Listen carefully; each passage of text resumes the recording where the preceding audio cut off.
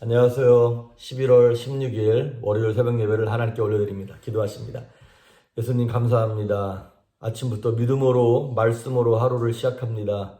눈물로 씨앗을 뿌리는 자는 기쁨으로 단을 거두리라고 약속하셨사오니 믿음의 씨앗을 뿌리고 인내의 씨앗을 뿌리며 눈물의 씨앗을 뿌릴 때 우리 삶의 30배, 60배, 100배의 열매들을 거둘 수 있도록 성령님 동행하시며 감동하시고 새 힘을 허락하여 주시옵소서. 환경 때문에 사람 때문에 주저앉지 않게 하시며 넘어져도 다시 일어날 수 있는 그 믿음을 허락하여 주시옵소서. 말씀 가운데 함께 하시길 소망하며 예수님의 이름으로 기도했습니다. 아멘. 우리 예찬송가 318장, 새찬송가 528장 예수가 우리를 부르는 소리 찬양하십니다. 예수가 우리를 부르는 소리 근성 부드러워 문 앞에 나와서 사면을 보며 우리를 기다리네.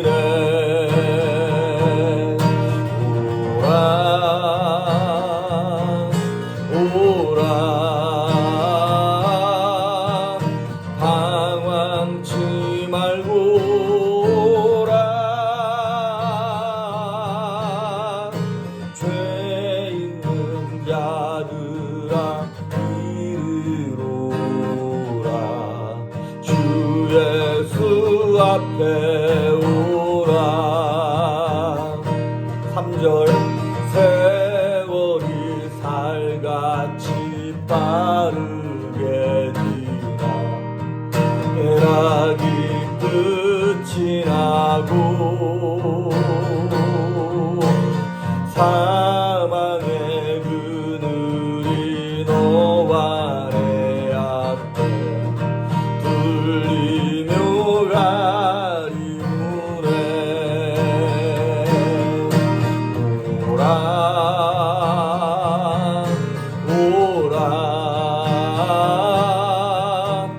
방황치 말고 오라 죄 있는 자들아 이리로 주 예수 앞에 오라. 4절 우리를 위하여 예비해 두신 영원한 집이 있어 죄 많은 세상을 떠나게 될 때 영접해 주시겠네.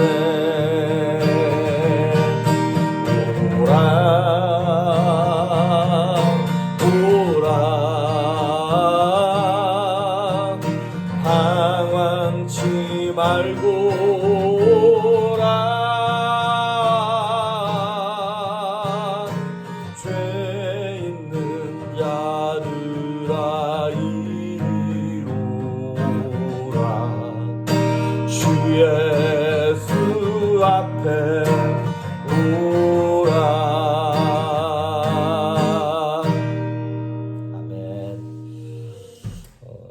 찬양이 좀 길어서 2절을 뺐습니다.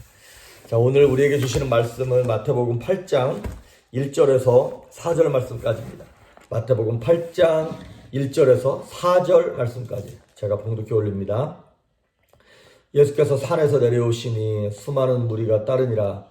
한 나병 환자가 나와 절하며 이르되 주여 원하시면 저를 깨끗하게 하실 수 있나이다 하거늘 예수께서 손을 내밀어 그에게 대시며 이르시되 내가 원하노니 깨끗함을 받으라 하시니 즉시 그의 나병이 깨끗하여진지라. 예수께서 이르시되 삼가 아무에게도 이르지 말고 다만 가서 제사장에게 내 몸을 보이고 모세가 명한 예물을 드려 그들에게 입증하라 하시니라. 아멘. 1절에 보니까 예수께서 산에서 내려오셨다 그랬어요. 자, 우리가 마태복음 5장, 6장, 7장을 산상순이라고 그랬죠. 산에서 설교하신 말씀이라는 얘기인 거죠. 근데 그 내용이 다 뭐였습니까? 여지껏 율법에 쪄들어 살고 속마음은 없었고 겉모양만 흉내만 사람들에게 인정받으려고 했던 그 사람들에게 예수님이 그것이 너희를 살리는 것이 아니다. 마음이 변해야 되고 본질이 변해야 된다라고 하는 복음을 말씀해 주신 것이죠. 그렇게 딱 산에서 그 복음을 전하시고 난 다음에 딱 내려오는데 내려오자마자 누구를 만나냐면 나병 환자, 우리가 흔히 문둥병이라고 하는 한센시병을 앓는 사람을 만나는 거예요. 뭐 이런 거죠. 만약에 목사인 제가 여러분 뭐 영혼을 사랑해야 됩니다. 여러분이 헌신하시면서 어떤 사람이 와도 뭐 품어야 됩니다. 그랬는데 그 설교 하자마자 제게 어떤 뭐 세상적으로 손가락질 받는 사람 엄청난 죄인이 저한테 다가왔어요. 그때 내가 이 사람이랑 가까이 하면 내 명성에 큰 해를 입겠구나 싶어서 멀리 한다면 이게 언어도단인 거죠. 제가 말한 것과 행동하는 게 다르기 때문에 저를 위선자라고 얘기할 수 있는 거죠. 그렇습니다. 예수님도 그 산상수훈의 말씀을 딱 전하시고 난 다음에 내려왔는데 하필이면 첫 번째 만난 사람이 누구냐면 나병 환자예요. 자, 여러분 요즘 우리가 코로나로 인해서 사람 간의 관계 속에서 이 스킨십이나 터치가 참 아쉽고 그립죠. 이제 교회에 이렇게 주일 예배를 위하여 녹화할 때 목장에서 성도님들이 가끔 오십니다. 그러면 그런 반가운 성도님을 만나도 특히 이제 좀 연세가 높으신 그런 집사님들이 이렇게 오실수록 더 악수하고 싶고 안아드리고 싶고 그런데 이게 너무 조심스러운 거예요. 악수도 함부로 못하고 안아드리지도 못하고 사람이 이렇게 서로 스킨십이나 터치가 있을 때 되게 친밀하고 그러지 않습니까? 뭐 그런 연구조사도 있지 않습니까? 병원에서 그 조산아들 좀 일찍 예전보다 일찍 태어나서 뭐 인큐베이터에 들어가는 이런 애들 그런 아이들을 엄마나 아니면 간호사들이 이렇게 마사지를 해주고 터치를 해주면 그거 안 해주는 아기들보다 50% 정도 더 빨리 발육이 된다는 거예요. 그래서 피부 접촉이 많을수록 두뇌 발달에도 효과적이고 정서적인 안정도 있고 사람과 사람 간의 체온이 이게 참 목마른 경우들이 있더라고요. 그래서 요즘에는 그 반려견 같은 것들을 많이 집에서 키우는지는 모르겠습니다만은 근데 어쨌든 사람과 사람 사이에서 또 그런 휴먼 터치, 인간적인 스킨십이 되게 중요한데 하물며 하나님이 우리 인간을 만져주시는 디바인 터치, 그 하나님의 신적, 영적 터치는 얼마나 더 중요하겠습니까? 영혼을 가진 인간이기 때문에 영혼을 향한 하나님의 터치가 있을 때마다 놀라운 역사와 기적이 일어나는 것이 당연한 것입니다. 오늘 예수님이 딱 내려오셨는데 2절을 보니까 한 나병 환자가 나와 절하며 이르되 그런데 이 나병 환자가 약간 잘못된 wrong place, wrong time 잘못된 장소, 잘못된 시간에 예수님께 나온 것 같아요. 이 당시만 해도 나병 환자가 불치병이었을 뿐만 아니라 흔히들 사람들이 생각하는 것처럼 하늘의 저주를 받은 천형이라는 말을 우리가 그런 병으로 인식이 되지 않았습니까? 그리고 되게 부정한 사람으로 인식이 되었어요. 그래서 레위기 13장 45절에 보면 나병에 걸린 사람들은요 자기 옷을 찢고 머리를 풀며 슬퍼했어요. 그리고 사람들이 많이 있는데 가면 안 돼요. 가면 돌 맞아 죽어요. 그리고 멀리서 길을 가다가 사람이 멀리서 다가오면 자기 입술을 가리면서 부정하다 부정하다 외쳐야 돼요. 멀리서 봤을 때는 내가 나병인지 저 사람이 모를 테니까 미리 알려주는 거예요. 그래서 나병 환자가 앉았던 자리에 멀쩡한 사람이 앉아도 그 부정해지는 거예요. 그래서 나병에 걸린 사람들은 레위기 13장 46절에 보면 혼자 살게 되어 있어요. 아니면 자기들끼리 모여 살든지. 그래서 진영 바깥으로 쫓아내서 이렇게 따로 격리가 되는 삶을 사는 거예요. 제가 한 15년 전에 청년들을 데리고 중국의 사천성 성도에 있는 산에, 거기 성도에서도 버스 타고 산으로 한 6, 7시간 들어가는데 거기에 이제 선교를 가가지고 나병 환자촌을 간 적이 있었습니다. 청년들 한 15명, 12명, 15명 데리고. 근데 이제 나환자촌에 갔는데 중국은 그 당시만 해도 공식적으로는 나병 환자가 없다는 거예요. 그런데 뭐 많이 있죠.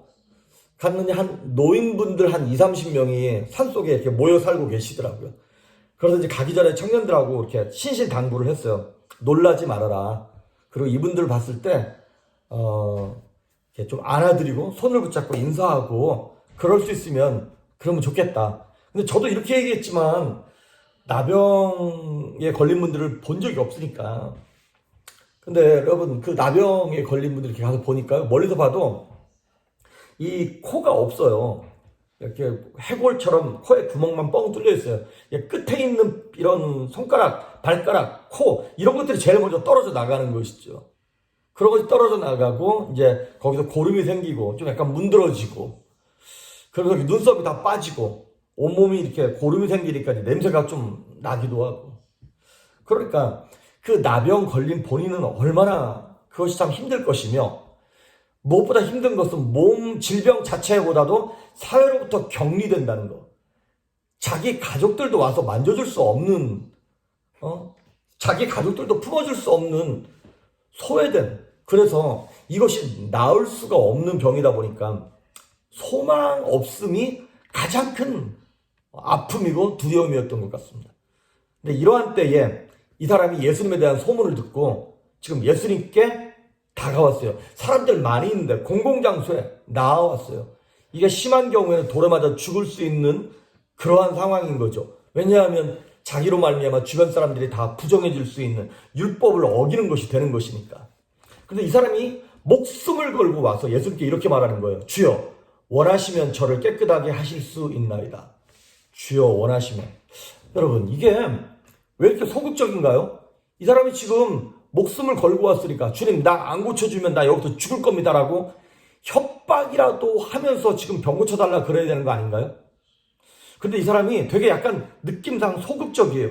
주님이 원하시면 나를 깨끗하게 하실 수 있습니다. 이건 제 생각인데요. 이런 느낌이에요. 이 사람이 자기는 원치 않는데 주님이 원하시면 이게 아니라 병 걸린 지 얼마인지는 모르겠지만 이 사람이 만약에 10년 전에 이 나병을 알았다. 그러면 10년 동안 멀쩡한 사람이 자기네 가족들이라도 이 사람하고 한 번도 손도 붙잡아 본 적이 없고 안아줘 본 적도 없는 거잖아요. 그리고 10년, 20년 동안 얼마나 하나님께 부르짖었겠어요. 나 좀 고쳐달라고. 그런데 그것이 계속 그 상태였던 거잖아요. 수십 년 동안 기도에도 불구하고 거기서 오는 응답 없음과 그 좌절로 말미암아 생긴 오해가 있을 것 같아요. 어떤 오해냐면 하나님이 날 치료해 주기를 원치 않는 모양이다. 그럴 때 내가 지금 이 상태로 이렇게 있는 것이지. 담대하게 오긴 왔지만 사실 예수님께 아주 가까이 온 것도 아니에요. 3절에 보니까 예수께서 손을 내밀어서 스트레치 아웃 쭉 뻗어야만 이 사람이 닿을 수 있을 만큼 멀리서 거기까지 왔는데도 불구하고 그 혈루병 여인처럼 예수님의 옷자락이라도 잡겠다라고 하는 그런 것도 하지 못할 만큼 두려운 거예요. 혹시 하나님이 안 원하셔서 나를 치료하지 못하면 어떻게 될까? 이 두려움 때문에 수십 년 동안 기도했는데도 불구하고 응답되지 않았다라고 하는 그 좌절 때문에 나중에는 기도조차 포기했던 것이지요. 그런데 여러분, 과연 하나님이 그동안 이 사람이 낫기를 원치 아니하셨을까요? 아닙니다. 우리 하나님은요, 이 사람이 이 본인이 병이 낫기를 원했던 것보다 더 큰 간절함으로 이 사람이 병 낫기를 원하셨어요. 그랬기 때문에 3절에 보시면 예수께서 손을 내밀어 그에게 대시며 이르시되 내가 원하노니 깨끗함을 받으라 하시니. 그렇습니다. 예수님이 더 원하셨어요. 여러분, 저와 여러분이 하나님 앞에서 더 건강하고 더 평안하기를 원하는 것보다 예수님이 우리가 건강하고 평안하기를 더 원하세요. 그렇기 때문에 예수님께서 이 사람에게 손을 대셨어요. 생각해 보십시오. 예수님은 멀리서도 그 환자에게 가지도 않으셔도 말씀으로만으로도 그 사람을 낫게 할 수 있었죠. 손대지 않으셔도 괜찮아요. 그런데 굳이 율법을 어기면서까지 예수님께서 그 사람에게 손을 대시는 거예요. 왜요? 그만큼 사랑했으니까. 지금 이 사람에게 필요한 것은 육체의 치료도 필요한 거지만 누군가가 나에게 손을 대준다, 아무 이유 없이 안아준다라고 하는 그 마음의 힐링도 필요했던 것이죠. 예수님께서 일부러 이 사람을 만지셨을 때 이 사람은 몸만 치료받은 것이 아니라 얼어붙어 있던 마음도 치료받는 것이죠. 녹는 것이죠. 그래서 여러분, 가끔 우리가 고난 때문에, 어려움 때문에 기도를 중단하지 않습니까? 왜 그렇습니까? 혹시 하나님이 원하지 않는 건 아닐까? 아닙니다. 하나님은 저와 여러분이 평안하고 강건하고 능력 있고 부유하기를 원하세요. 우리가 지금 막 구하고 있는 그 기도 제목, 그것이 직장 문제든 물질의 문제든 건강의 문제든 사업의 문제든 자녀의 문제든, 나는 원하는데 혹시 하나님 원치 않을까봐 우리가 기도를 못하는 경우들이 있어요. 근데 문제는 뭐냐면 그 두려움이 계속 지속되다 보니까 나중에는 기도조차 포기하게 되는 거, 이게 큰 문제가 되는 것입니다. 여러분, 이 나병 환자처럼 예수님께 나오셔야 돼요. 그리고 예수님께 이렇게 질문하셔야 돼요. 주님이 원하시는, 이게 무슨 얘기냐면, 나는 철저하게 무능합니다. 나에게는 능력이 없습니다. 하지만 주님은 모든 것을 하실 수 있으니 주님만 신뢰합니다 라고 하는 믿음의 고백이 필요한 거예요. 이 고백을 드리면 주님은 당연히 저와 여러분이 평안하고 강건하고 능력 있기를 원하세요. 이 나병 환자가 사실은 어찌 보면 율법을 어기고 주님께 온 거죠. 율법대로 하면 사람 있는데 가면 안 돼요. 율법을 어기고 주님께 왔듯, 그 간절함을 하나님께 보였듯, 예수님께서도 율법에 나와 있는 정결법을 어기시고 그 사람에게 손을 대시는 거예요. 그렇게 손을 대셨을 때 그 나병 환자의 부정함과 죄의 짐이 예수님께로 전가되는 거예요. 그거를 대속사역이라고 얘기하는 겁니다. 그래서 마태복음 8장 그 뒷부분에 17절, 거기 이렇게 나와 있어요. 이는 선지자 이사야를 통한 하신 말씀에 우리의 연약한 것을 친히 담당하시고 병을 짊어지셨도다. 예수님이 이 땅에 오신 이유예요. 예수님이 저와 여러분에게 그 부정함에도 불구하고 손을 대신 이유예요. 그렇습니다. 예수님은 저와 여러분의 부정함과 더러움과 연약함을 짊어지고 담당하기 위하여 이 땅에 오셨습니다. 히브리서 2장 18절에 보니까 자기가 시험을 받아, 예수님을 얘기하는 거예요. 자기가 시험을 받아 고난을 당하셨은즉 시험 받는 자들을 능히 도우시느니라. 아멘. 우리가 시험 가운데 있고 고난 가운데 있어서 막 힘들어할 때 예수님이 고난을 당해보셨기 때문에 우리에게 다가오셔서 우리 짐을 짊어지시겠다는 거예요. 우리가 해야 될 일은 뭐예요? 환경에 구애받지 않냐고 내 문제를 가지고 주님께 나아가는 거예요. 그 예수님께 그것을 올려드리는 것입니다. 가끔 이런 사람들이 있어요. 아니, 주님이 원하시기만 하면 쉽게 고침받을 수 있고 쉽게 나을 수 있는데 주님 왜 안 해주시는 겁니까? 이렇게 얘기하는 사람이 있어요. 예수님의 능력은 무한하세요. 그렇다 그래서, 잘 들으십시오. 그렇다 그래서 예수님의 능력이 무한하고 전능하다 그래서 예수님이 쉽게 우리를 고쳐주시는 건 아닙니다. 이게 무슨 얘기냐면, 능력이 없어서 예수님도 노력을 해야 된다는 얘기가 아니라 예수님이 우리를 쉽게 고쳐주실 수 있는 것처럼 보여지는 것은 아니라는 거예요. 절대로 쉽게 고치는 게 아니에요. 왜냐하면 예수님께서는 우리를 고치기 위하여 십자가를 짊어지셨고 거기서 피를 흘리시면서 죽음으로 대가를 지불하시고 얻은 능력을 우리에게 주시는 거예요. 그렇습니다. 예수님은 절대로 쉬운 은혜, 쉬운 복을 주시는 게 아니에요. 피로 값주시고 사실 그 은혜, 그 복을 주시는 것입니다. 그래서 우리도 그걸 깨닫고 우리의 간절함을 하나님께 올려드리면서 내가 치료받고 내가 복을 받기 원하는 것보다 더 원하시는 그 하나님의 사랑의 은혜를 우리가 깨닫고 예수님께 나아가야 한다는 것입니다. 그래서 베드로전서 4장 8절에 보면 사랑은 허다한 죄를 덮느니라 그랬죠. 예수님의 그 사랑이 우리의 죄를 덮는 것이에요. 우리가 어떻게 해야 됩니까? 그 죄를 가지고, 연약함을 가지고 주님께 나아갈 때 예수님께서 우리를 치료하시고 고쳐주실 줄 믿습니다. 오늘 하루를 사시면서 예수님의 그 사랑의 터치, 능력의 터치가 저와 여러분 속에, 우리의 영혼 육 가운데, 우리의 자녀 가운데, 우리의 사업 체계, 우리의 교회 가운데 그 터치가 임하심으로 말미암아 힐링되어지고 치유되어지고 회복되는 은혜가 있기를 주의 이름으로 축복합니다. 기도하십니다. 예수님 감사합니다. 상처받고 눈물 나며 시험 든 우리의 인생 속에 하나님의 사랑의 터치, 능력의 터치가 임함으로 말미암아 회복되고 살아나고 온전해질 수 있도록 하나님 우리를 어루만져 주시옵소서. 감사드리옵고 예수님의 이름으로 기도했습니다. 아멘.